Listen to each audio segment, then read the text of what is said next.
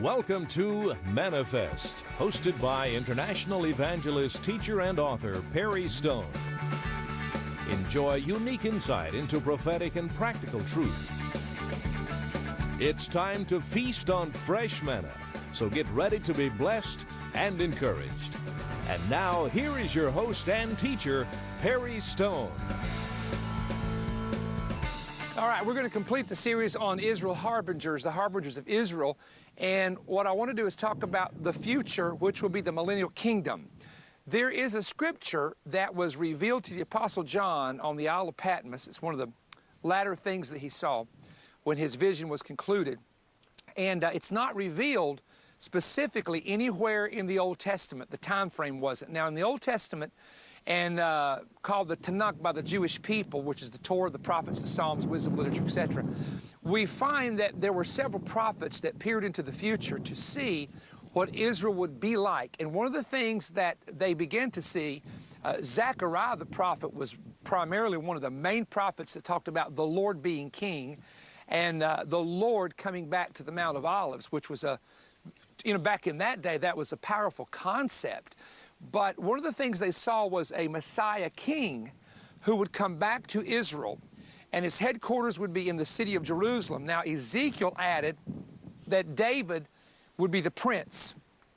So in other words, David would be like the, let me break it down this way. You have a mayor of Jerusalem, you have a prime minister. David is going to be the prime minister of Israel.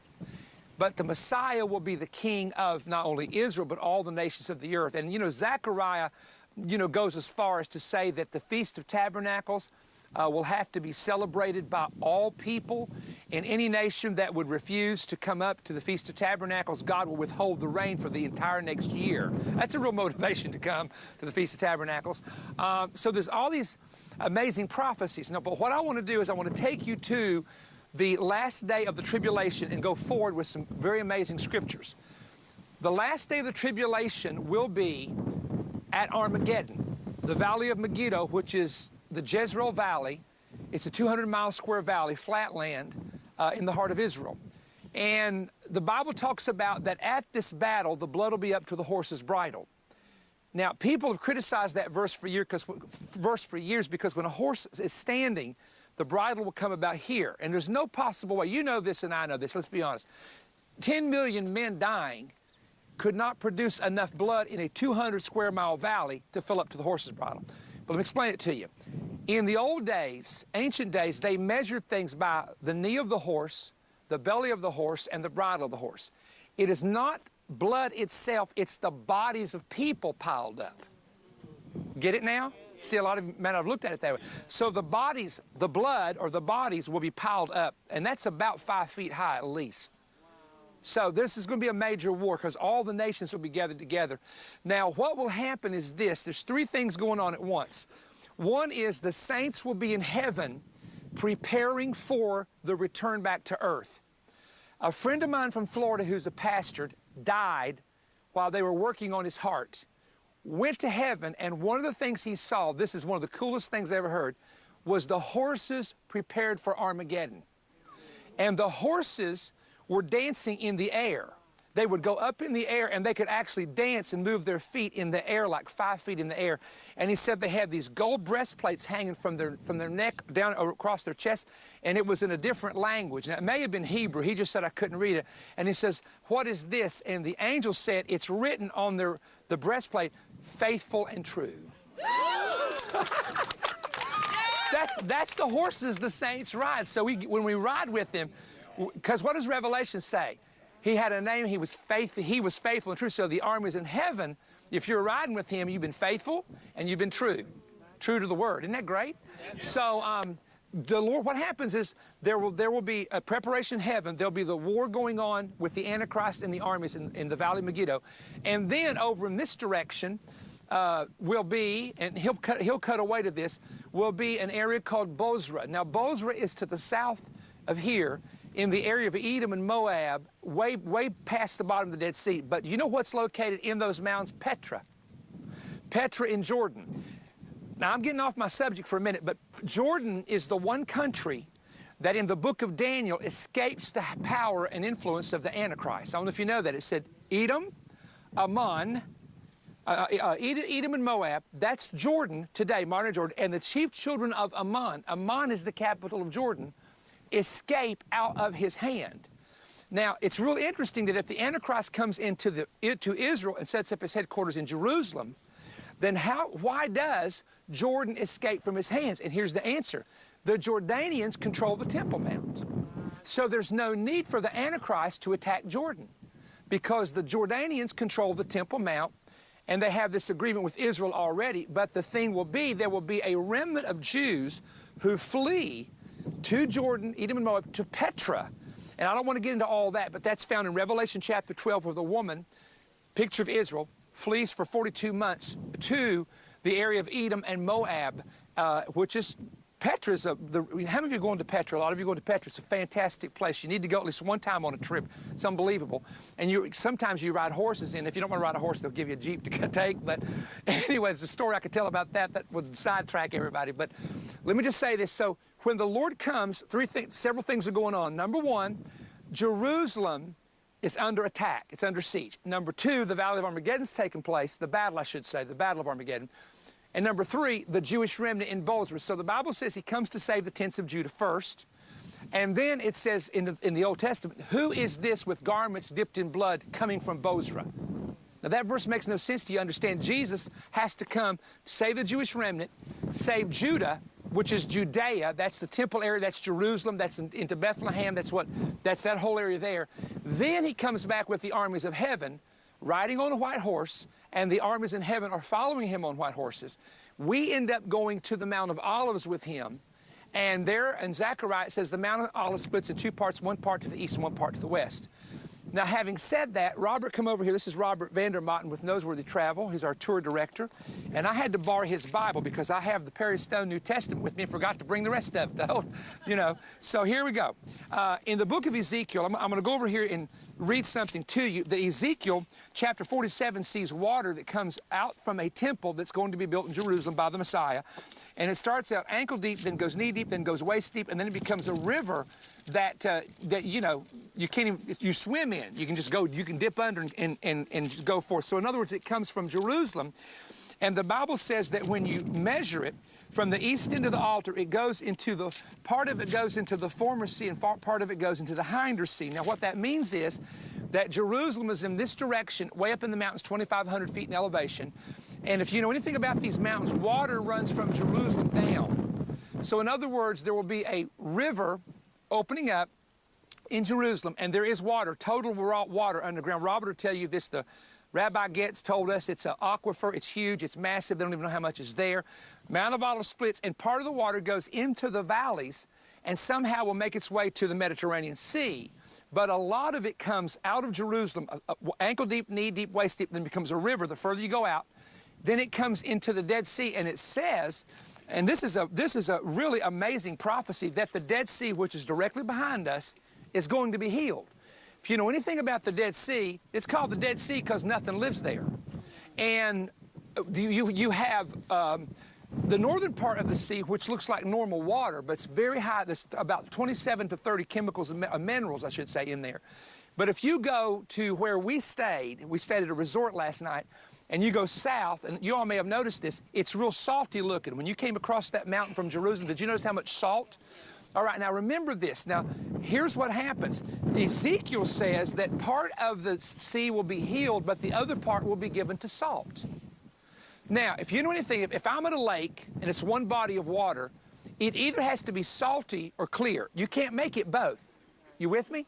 Yes. If one is a miry and a marsh place, Ezekiel, given to salt, then the whole lake must be, unless something happens. So guess what happened? Can I tell you what happened? Yes. It started drying up near Masada.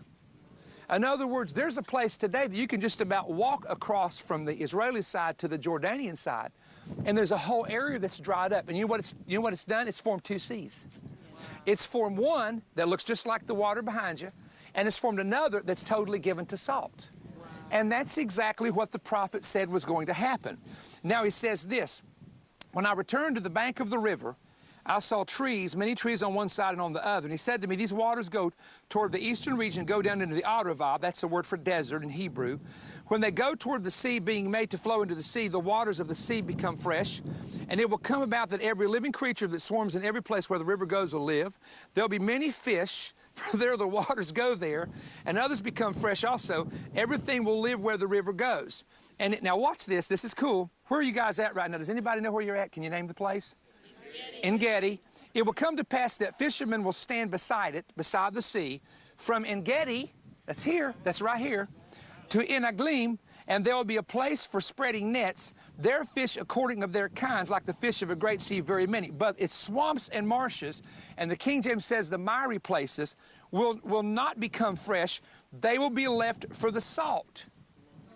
Now, can I tell you that 30 years ago, this was one body of water? But you can take a satellite map and you can see where it's totally divided between two seas. Here's what happens. Isn't it interesting? Jerusalem is not on that south end where the salt is. Jerusalem is up on this north end where the water is. Not just the salty water, okay? So when the Messiah comes and the Mount of Olives splits, all that fresh water underneath, I mean, it's so much they can't even tell you how much it is going to come off these mountains and form a river that's going to go right into the sea, and there'll be so much of it that it will heal the waters, and fish will be coming out of here. Now, if you want a business in the millennium, mark this property and start you a fish net business. I thought about it. Why not? It's an original idea, because they're going to fish from here. Now you know there's not much water in the desert. Any guide will tell you there's not much water. Now, they will get winter rains that pour off these rocks that that will help the sea, but it's not enough to do anything. But right back there, you see that spring coming off the mountain. That's up in En-Gedi. There's water, there's streams up in En-Gedi. See, it pours down into here, fresh water, and of course it goes in this direction as well. So this is one thing that's going to happen. My point is that the sea is aligning itself naturally, and of course it's God, in preparation for that prophecy right there to be fulfilled. And here's what's really crazy. We found this out a few years ago. If you go all the way to the southern part of the Dead Sea, there is a fish farm down there. Wow. And what they're doing is they're taking the underground fresh water that they found, and they're now farming fish. Jesus. Hello. Who would have thought? You were down there. Robert was with me. Charlie, the cameraman. Robbie's been with me. Right down there where, I mean, you stand and you say, the Lord is really getting the land ready for the Lord, for his Messiah, for his Son to return. I mean, it's really happening. Now, another thing that really impressed me, many years ago, my dear guide, Gideon Shore, who's been with me since I've been coming to Israel, he's been my head guy. And I'm going to read this from a little bit of a different, I'm a King James 16:11 guy because that's all I've ever quoted. When I quote another verse, I kick back into King James. I could be reading the Bible, I'm thinking King's English right there, you know. So, but what I'm going to do is read this from a different translation, because I'm going to read it the way that the Hebrew word is used here. Here we go. The wilderness and the desert will be glad, and the Arava will blossom like a rose. Now, your English Bible will talk about the desert and the wilderness. Now, we think of a desert and a wilderness being something in California, Sahara Desert, a sandy place, maybe a rocky place. But let's look at this.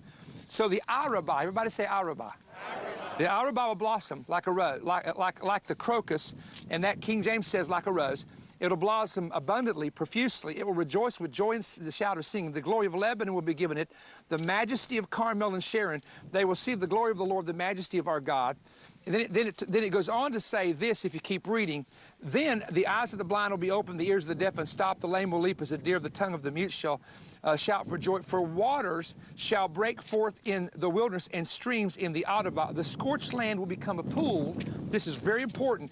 I wish we'd had time to go down there and read this, because when you read it there, then it says this, there'll be grass and reeds and rushes, and a highway will be there called the way of holiness. Now, years ago, I was looking at this verse, and my guide Gideon said, do you know that's already happening? And I said, what do you mean it's already happening? He said, in the Arava. I said, where's the Arava? He said, well, up here, this is the northern Arava, where we're going to be today, that Jordan Rift, where the Jordan River runs between the country of Jordan and Israel. But he said, if you'll go down south, I'll show you the pool of water that's coming out of the ground that was not coming out of the ground when that was written. So listen, this is crazy. So we go down there.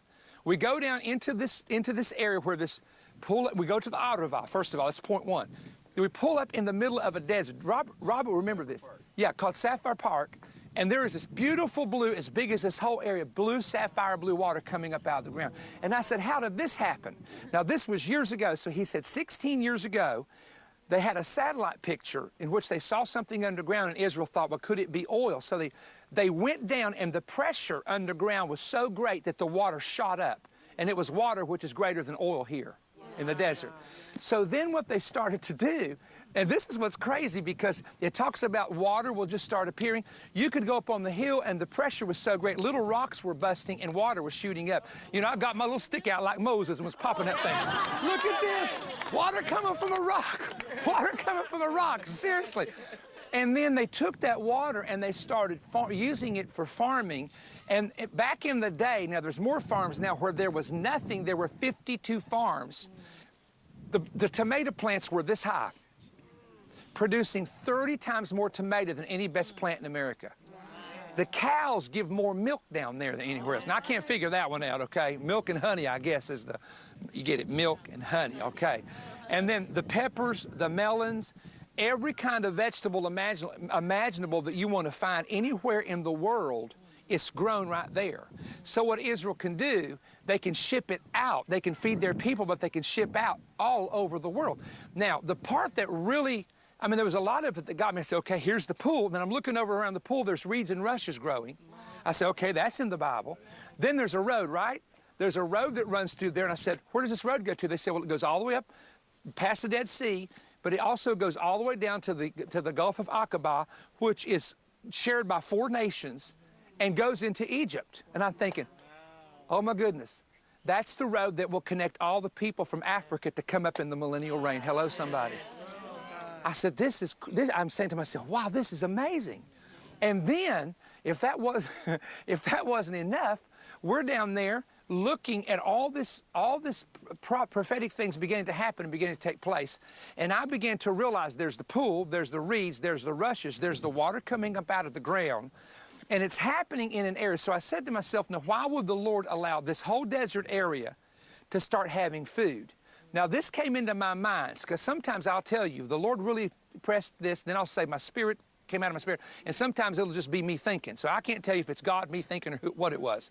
But I will tell you this, as I'm watching this, I start seeing the millennial reign, the 1,000-year reign, and I realize that on Feast of Tabernacles, everybody's got to come up once a year, which means the whole area, all those nations of Africa will fly, march, drive, fly, do something. But anybody coming from that direction, here's what's so cool, has food all the way. My God. My God. You see what I mean? Normally you'd have to have 6 to 8 hours of just driving through a desert with nothing, you know? But they're going to have farms and food. People can set up farms. Now, someone said, you mean it's going to really be like that in the millennium? Yes, it is. Now, the thing you need to know is that when Jesus returns, according to the book of Revelation, there will be an enormous amount of the population that is now on earth that is no longer in existence. I've tried to estimate when it talks about a third here and a fourth are killed here, that if we have, let's go to 8 billion, that if we go to 8 billion people, there is a possibility of half of that, which is 4 billion, being killed before Jesus ever comes back. And really, he said, except the days are short and no flesh shall be saved. And Daniel said it's a time of trouble, such as was not since there was a nation nor ever has been. So when you look at those verses, there's a real reduction of the population. Now, I have heard people say to me, well, you know, if the Lord comes and if that rapture thing is real, I'll just survive the tribulation. I wouldn't risk it. Because I want to tell you something. If you can't follow Jesus when there's Christian schools, Bibles, preaching, church services, and conferences, and you actually think when all those great overcomers are gone, you're just going to be able to stand up. I'll let them chop my head off. Chop your head off. They call you a holy roller when you get upset now. Come on, somebody. And you think you're going to let somebody chop your head off. So what I'm saying is people have these crazy ideas, but I would not risk missing the coming because, you know, say, well, you know, maybe in the tribulation I'll survive, or maybe in the tribulation I'll give my life. And there will be martyrs according to the Bible. That's very clear, a lot of them. But the thing is that this land is going to be very productive and very blossoming. Now, it's very successful now and great prosperity in the time that it comes to Israel. They have a great army. They're able to defeat their enemies. But there will come a season, a short window of at least 42 months of Jacob's trouble. Actually, it lasts for 7 years because Jacob's trouble originally was 7 years. And when it starts, it's going to look very bad. At the end, when the Messiah comes, he comes to deliver the world, to save the planet, to deliver and save the people. And then he sets up his kingdom for 1,000 years. And so what happens is the saints of God who have come back with him are going to be kings, priests, rulers, directors. And we actually come back to a planet that is going to be totally different for a 1,000-year period. So there is darkness before the dawn. The darkest time is right before the sun comes up, they tell me. So right before the sun returns, not the sun, but the S-O-N, sun, there'll be a great darkness covering the earth and a gross darkness the people. But he said, arise and shine, for the light has come, and the glory of the Lord has risen upon thee. And the knowledge of the Lord is going to cover the earth, the sea, and the sky. And when you think about the times that we're living in, and you know, and we all know, famines, pestilence, earthquakes, wars, rumors of wars, all these things are predicted to happen, and they're starting to happen with more intensity. But remember what Jesus said. I'm going to conclude with this, that when a woman is having a baby, and she goes into the travail. The travail is the most difficult part of having the child. She goes near the valley of shadow of death. Some women have actually died years ago having children. She goes near the valley of the shadow of death, but when she holds the man-child, Jesus said she forgets about her pain. So everything we've gone through, everything you go through, at his return and in his kingdom will be forgotten and will look like it was nothing, to have the opportunity to rule and reign with Christ. So if you don't know him, I encourage you to follow him and serve him and do your best to do the right thing as long as you live. Amen? So we thank God for our partners group. I want to share something with you. We always have two things: product offer, help keep Manifest on the air, and our itinerary. Don't watch the itinerary, okay? Some people say, I didn't know you were coming here and I watch your program every week. No, you cut it off when the program ended, when I get preaching, okay? So stay tuned to Manifest.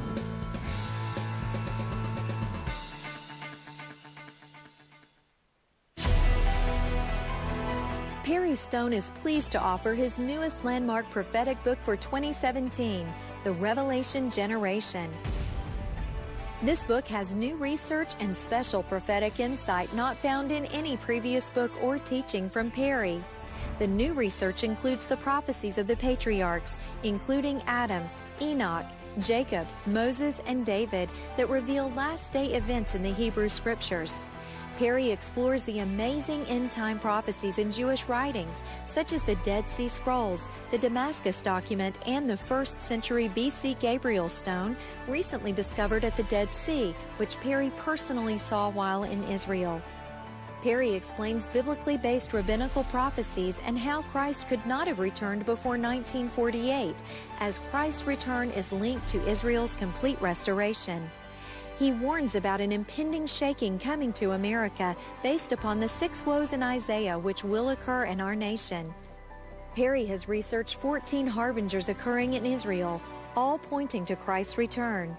He includes a chapter on prophecies concealed within the Jewish calendar, including a study in the Jewish month of Iyar.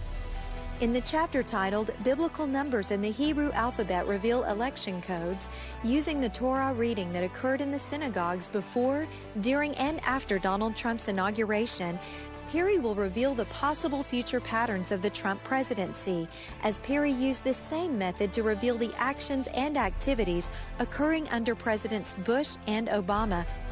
Perry explains how this method works only during major prophetic seasons. The book concludes with the chapter, The Battle Over the Temple Mountain. This new book is part of package offer RG123. Perry is also including on audio CD his 2 most recent prophetic updates, America's Leaders and God's Providence, and the CD, Wicked Spirits Controlling High Places. He will show you the 2 prophetic reasons for America's leadership being changed and the spirits assigned to bring down America. Order this new offer by calling toll-free 1-888-21-BREAD.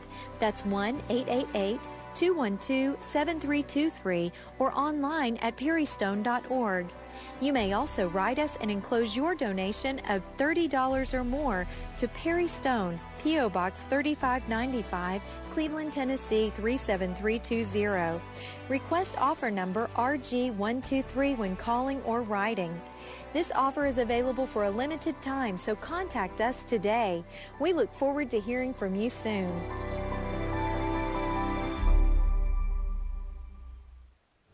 Ladies and gentlemen, thank you for joining me on the Manifest telecast. Please, please, please get the book and the audio CDs. Probably the most important right now word that God's given me in 41 years of ministry, and I'm not just saying that. So that will be up to you if you feel led to do that. Thank you so much for your prayers and support.